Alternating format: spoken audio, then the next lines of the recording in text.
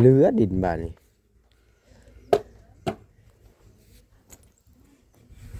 นี่บักแจ๊กเป็นบ้าเลยเอ้ยบักเลือบักเกอร์โอ้ย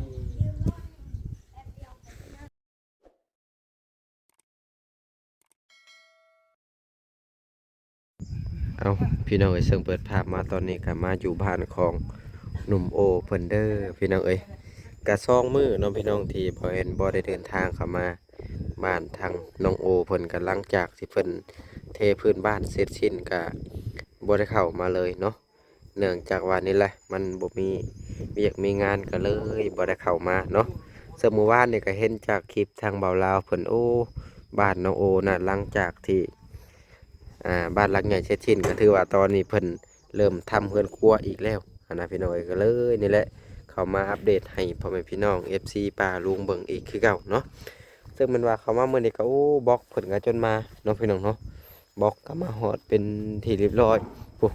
เสาเรือนครัวก็ถือว่าโอเคแบบนี้เนาะพี่น้องเนาะระหว่างบ้านหลังใหญ่นี่ก็ถือว่าใหญ่แล้วก็มีเรือนครัวออกไปอีกให้ใหญ่เนาะพี่น้องเนาะเบิ่งแล้วให้ใหญ่ไปเรื่อยๆบาทนี้นี่เดี๋ยวเบิ่งเสาเรือนครัวเพิ่นก่อนซะนี่แหละถือว่าเพิ่นเทคานแล้วเรียบร้อยเนาะโอ้ก็โอเคได้พี่น้องนี่ก็ถือว่าเป็นครอบครัวที่บ่ใหญ่ทั้งน้องเพิ่นก็อยู่คนเดียวนะก็ถือว่าโอเคสำนี้ถือว่าตอนนี้เพิ่นกำลังคนดินขึ้นมาใส่ตัวนี้เนาะก็คือดินนี่เพิ่นก็จะเอาในบ่อนขุดท่อห้องน้ำเพิ่นเลยโอ้ทีมงานสร้างเพิ่นพุ่นนะน้องโอคุดกุนสบายดีเอาแล้วเฮ็ดมือใดนี่คือไว้แท้น้องโอวันนี้วานนี่เลยบ่ตั้งเสานี่ก็ได้แม่นตั้งเสาวานนี่ วันนี้ชื่อนี่บ่ อืมผู้ใดเป็นช่างบัดนี้นี่บ่เบิ่งในคลิปคือมีพ่อบ้านนำมานะครับ เอาตัวนี้เพราะว่าเนี่ยเพิ่นให้ลูกเพิ่นมาเฮ็ด ลูกชายเพิ่นบ่นี่นะสบายดีเด้อครับเด้อผู้นี้ได้บ่แม่นผู้นั้นได้ผู้นั้นได้กี่อ้ายหรือน้องเนาะแต่ว่าผู้นี้น้องซะนะเอาแหละแสดงว่าขุดมื้อนี้นี่แล้วเด้นี่เนาะปะมันบ่ได้มีหินเลยบ่โอ้นี่นะโอ้แสดงว่าหินลึกได้แถวนี้เนาะนักสวดด้วยบ่นี่นักสวนประเทศกันจะคดอันนี้นะเด้อเอาแล้วเพิ่นมาเฮ็ดตั้งเสานี่จะคนแหละ 3-4 คนพุ่นละ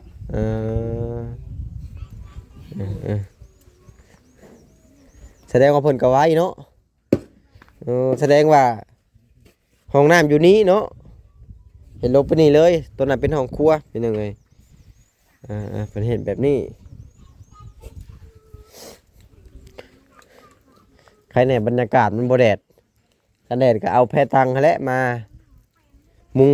มันยังบ่แดดนั่งคือบ่ได้นี่นะนั่งโชคดีคนดังแสดงว่าบ่ได้ขับมาหลายมื้อเติบแล้วนี่เนาะเพราะว่ามันเบิดเวียกนะพี่น้องก็เลยบ่ได้เข้ามาทางบ้านน้องเพิ่นแล้วที่นี่เพิ่นมีเวียกมีงานกันนี่แหละมาอัปเดตอีกคือเก่าให้พ่อแม่ป้าลุงเบิ่งสิเร่งให้มันทันขึ้นเฮือนบ่ห้องน้ำนี่หรือว่าบ่ทันคิดว่าจักเด้เอาเพิ่นว่าให้มันทันมือขึ้นเฮือนว่ะให้มันทันมื้อขึ้นเฮือนยังอีก4มื้อเด้คิดว่าสิทันบ่บ่ทันนี่ก็16แล้วเด้นี่เลขไทยทำนี่มือบอกไปว่ามาเว้าเกี่ยวสิเลขนั่นเด้มือคนร่ำคนรวยเด้อมื้อนี้น่ะ FC ทางใดเด้บ่ถึกเลขบ่ฝากเงินมาซื้อ M100 น้องโอนี่เด้อบ่แม่นติดเลขบ่จักถึกหยังเลขบ่ทันออกเนาะเลขไทยได้มื้อนี้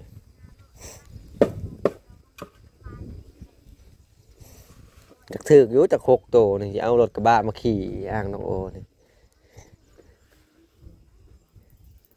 หัวขาโอ้คักเลยเนาะถือบนหันเลยได้หัวขานะกวบมันไว้เห็นยังนะ ปลูกนี่เนาะ อ่าหาขุดเช้านี่บ่หรือขุดตะวันนี่ วัน อืมเอาถือว่ากองใหญ่เติบดินในเรือเพิ่นได้นี่เนาะน้องโอคิดว่าได้ใกล้สิเต็มแล้วเด้นี่อืมคักๆหลายบาทนี่มีบ้านหลักใหญ่แล้วก็มีห้องน้ำเป็นน้ำโอ้เฮงคักบาทนี่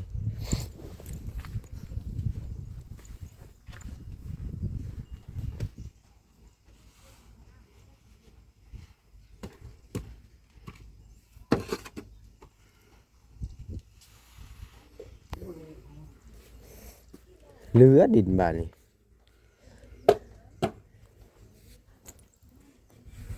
นี่บักแจ๊กสิเป็นบ้าเลยนะเอ้ยบอกเลยมีบักเตอร์เว้ยไปรถ เอาพี่น้องเอ้ยคักหลายบาทนี่สร้างให้มีแต่วัยรุ่นแห้งแล้วไว้บาทนี่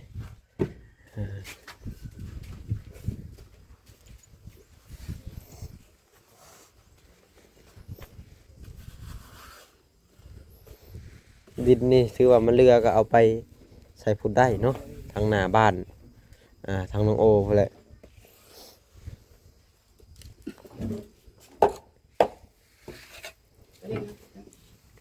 มึงทำน้อยแล้วยืมล่อไปซื้อน้ำลูกสาวเทืองคนขยัน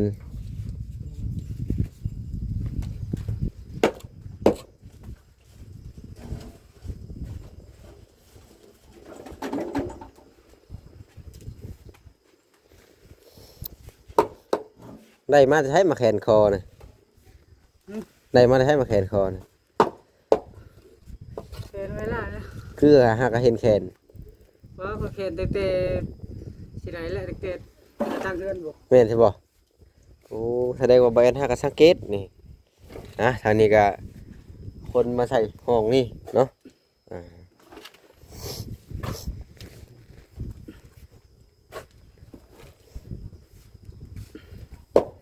ท่อห้องน้ำเพิ่นยังบ่ได้เอามาเนาะน่าจะมื้อแรงบ่หรือว่าตอนใด ครับนี่ยังบูน้ำบ่อเราด้วยนี่ เออหัวหน้าเนาะหัวหน้านี่เว้าลาวลูกพี่เพิ่น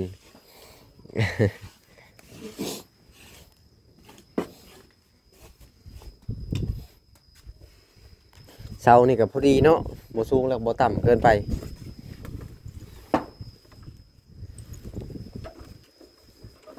ห้องครัวยันห้องน้ำตัวนี้เพิ่นน่าจะขันเอาไปสิคิดว่าได้แม่นบ่น้องโอเพิ่นขันไปสิบ่ ครับแม่นวะ เรือเพิ่นจะมุงออกผีบ่ เรายังบูเบิ้ล เออบางทีเพิ่นเฮ็ดแต่ห้องครัวได้ตัวนี้เรือเพิ่นเฮ็ดห้องน้ำต่างหากบอกเฮาก็ยังบ่แน่ใจจามเลยเป็นหวัดโลดโอ้ย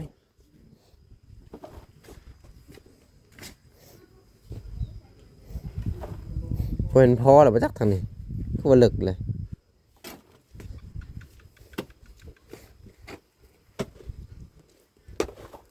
เก่งๆน้องโอเนี่ยเอาไปขุดมันได้เนาะมันแคมห่วยนะโอเคยขุดบ่มันในแคมห่วยนี่ลึกๆนี่ มันยัง เอ้ามันเครือมันอยู่ในห่วยเด้ โอ้โห อืม พูดไปถึง แสดงว่าเคยหรือบ่เคย บอกเคย เออมันอยู่ในห่วยมันหึบนะเพิ่น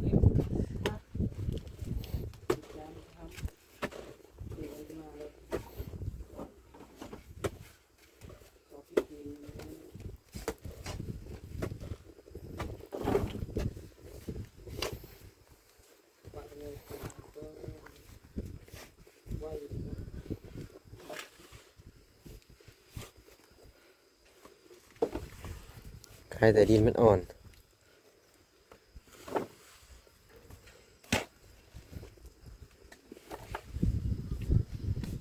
เตียงก็ทำที่ยุบ้านนี่เนาะโอ้ทำเตียงเลยทำที่นอนเว้นในตารางเย็นครับ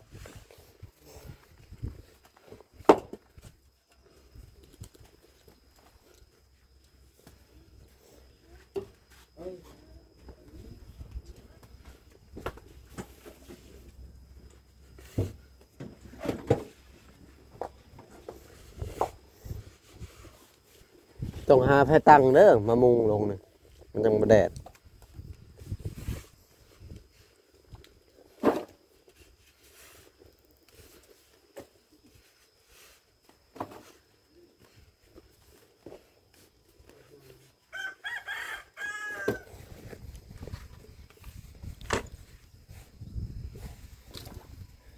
ทีมงานวัยรุ่นได้บาทนี่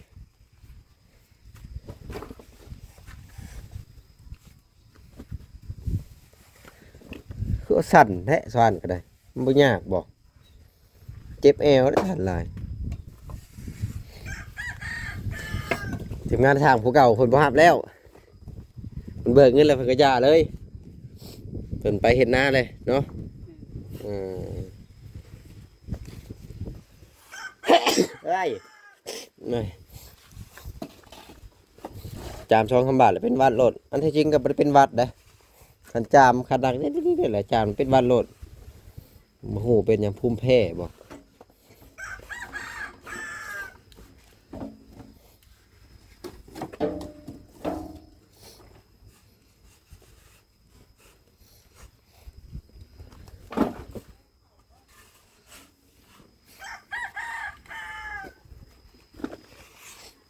เบิ่งน้องมันขุดห้องน้ำมื้อนี้พี่น้องเอ้ยคือว่าเริ่มเงียบเหงาเนาะบ่มีคนเข้ามาพี่น้องเอ้ยเพราะว่าบ้านชาวเชืองก็เพิ่นก็ยังบ่ได้ดำเนินการนะก็เลยเงียบอยู่ทางบ้านน้องแต่ก็ยังบ่มีเวียกเฮ็ดนะก็เลยว่าเงียบคือกันปัจจุบันนี้ทีมงานยูทูบเบอร์เฮาก็บ่ค่อยได้เข้ามาปานใดเอ่อคือบ่แอดนี่แหละก็หาเข้ามา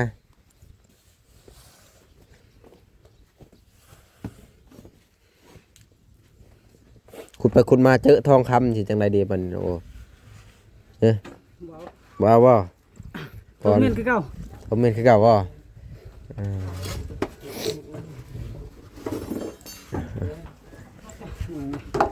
เตียงตัวนั้นคือบ่หามเข้ามาว่าอยู่ห่มเลย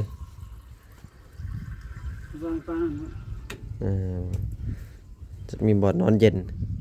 อดเอาอีก4 มื้อบัดนี้โอ้ได้ขึ้นนอนบ้านใหม่แล้วน้องโอบัดนี้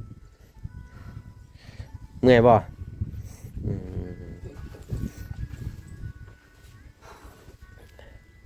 สรุปแล้วสร้างเพิ่นหยุดอันถ่ายพวกเจ้าขุดห้องน้ำบ่เลยหยุดถามให้เดี๋ยวนี้ เพิ่นไปเรียก เออไปเวียกได้ลูกพี่จะมาเลย ลูกพี่มาเลย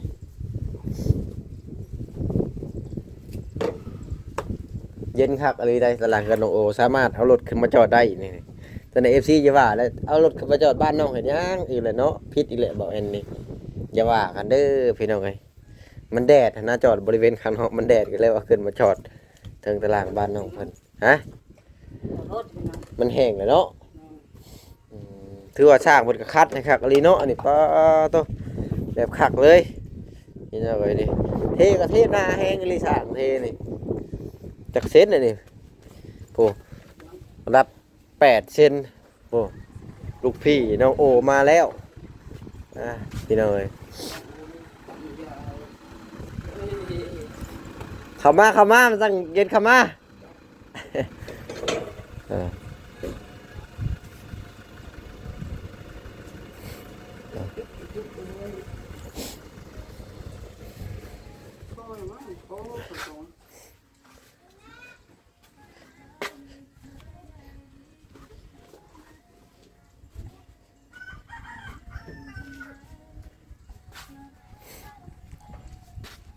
ถือว่ามันคุดขึ้นมาใส่นี่แล้วนี่ก็ถือว่ามันกับบ่ลายใกล้สิเต็มเลยเพราะว่ามันดินมันก็ค่อนข้างจะสูงนะคือมีกระจายรถกระบะพุ่นนะอันในข้างทงอันนี้โอ้มีกระจายรถกระบะอีก ยันว่าเนาะเอาเพิ่นเปลี่ยนกันพี่น้องเอ้ยเปลี่ยนกันตัวหนึงคุดสักขึ้นมาพี่ตัวหนึงคุดมาพี่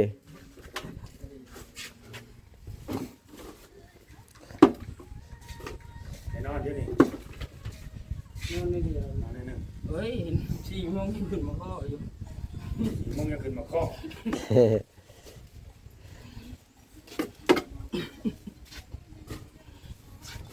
มาเช้าแท้มื้อนี้ ฮักก็มาได้นี่ฮักได้ทำอยู่นี่ บ่สิแล้ว คือว่าเห็นว่าจุดจ้าดแท้นี่เอาสบายดี นั่นนี่บ่สบายดี คือว่าสิเต็มแล้วเนาะดินก็ได้บัดนี้อยากซื้อเรืออีกได้นี่คิดว่าได้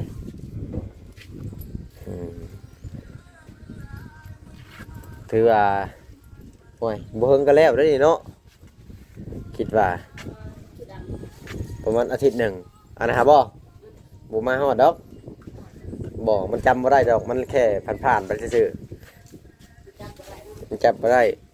มันคือเฮาอยู่ใกล้มันดังตึบตึบตึบตึบดีเด้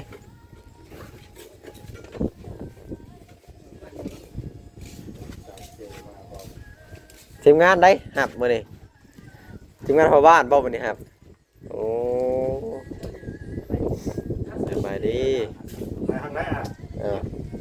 ลูกพ่อบ้านบ่มื้อนี้นะ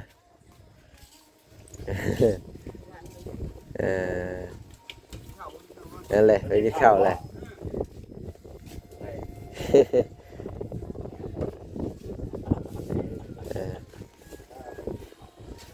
กันไปกินข้าวเลยพี่น้องเอ้ย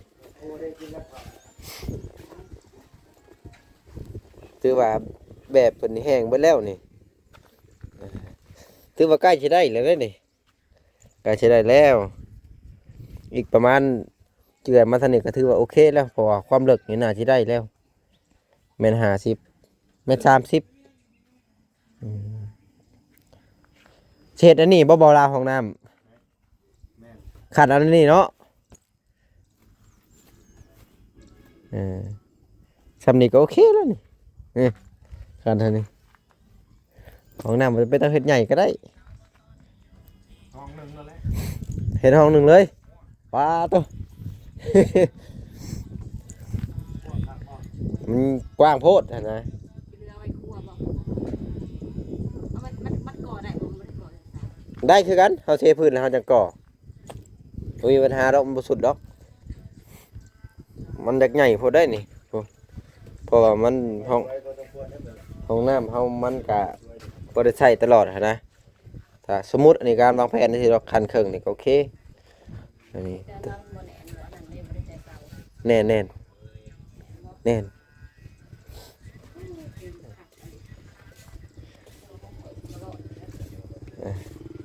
ถือว่าดินนี่ยังนี่ก็เรือถือว่าตอนนี้พวกน้องๆเพิ่นก็พากันหยุดกินข้าวเพิ่นว่ายังบ่ทันกินข้าวเช้าซ้ำ กินข้าวสวยเลยเนาะ ยังบ่ทันกินข้าวสวยโอ้ขึ้นเบิ่งขึ้นงามเพิ่นก็โอ้งามอีหลีอ้าวมีประตูบ่ให้ขึ้นอีกบาทนี่มีบนล็อกอยู่ได้นี่นี่ดิใครออกนอกบ่เลยใครเข้าในใครเข้าในพี่น้อยโอ้คักอีหลีนี่ตุ๊แดงคักอีหลีนี่แดงคักคักแห้งสะอาดอีหลีนี่โอ้มือขึ้นบ้านใหม่นี่ครับเป็นยังถือว่าสูงหลายบ้านน้องโอสูงกว่าหมู่เลยพี่น้องเอ้ยถือว่าเห็นบรรยากาศพื้นที่ยังต่างๆบริเวณรอบๆไปด้วยป่าไม้เนาะต่อไปในสวนยางแท้ใหญ่ก็ถือว่าเป็นป่าเบิดคือดินตอนนี้ก็ยังว่างอยู่เนาะพี่น้องเนาะสามารถจับจองได้ถ้าว่า FC หรือว่าผู้หลักผู้ใหญ่ต้องการก็สามารถซื้อได้เนาะถือว่า20 คูณ 10เนี่ยก็55,000ถือว่าแพงเติบอยู่ได้คักอะไรนี่พี่น้องโธ่คักอะไรนี่เฮือนงามอะไรนี่งามคักพี่น้องเอ้ยคักหลายมีประตูห้องน้ำบ่แม่นนะพี่น้องเนาะมีประตูอัดทางขึ้นน้องโอสิไปหันไปนี่ก็สามารถอัดได้แบบว่าสัตว์ชาวาสิ่งก็บ่ได้ขึ้นบ้านน้องนะถ้าเพิ่นอัดไว้ตัวนี้ก็จะส่องเบิ่งราคาห้องน้ำได้เอาถือว่าโอเคแล้วบาทนี้เอาก็ประมาณนี้เด้อพี่น้องสำหรับคลิปนี้ก็บ่มีหยังหลายก็ขอตัวจบคลิปได้เพราะว่าบ่แอนบ่ได้เข้ามานี่ก็2 วันแล้วเนาะบ่ได้มีเวียกมีงานนะพี่น้องก็เลยบ่ได้เข้ามาซึ่งมื้อนี้ก็เห็นจากคลิป ทางบ่าวลาวเนาะก็เลยเข้ามาอัปเดตให้ป้าลุงเบิ่งอีกคือเก่าเอาก็จะขอตัวจบคลิปเด้อพี่น้องเอ้ยอยู่ดีมีแห่งเบิดสุขสู่คน